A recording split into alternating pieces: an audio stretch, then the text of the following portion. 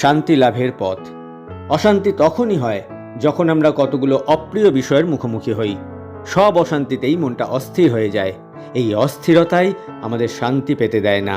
তাই প্রথমেই মনটাকে শান্ত করা দরকার। মন শান্ত তখনই হয় যখন আমরা কোনো কিছুকে ছাড়তে শিখি।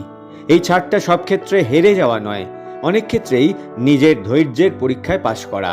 বরং বলা চলে একটা বড় স্বার্থের জন্য ছোট স্বার্থকে ছাড়তে শেখা। এছাড়াও অশান্তি শুধু মনের ওপরেই ছাপ ফেলে না, দেহের ওপরেও ফেলে। এর জেরেই বেড়ে যায় প্রেশার, সুগার, হার্টবিট, ভেতরটা তোলপাড় হয়ে যায়।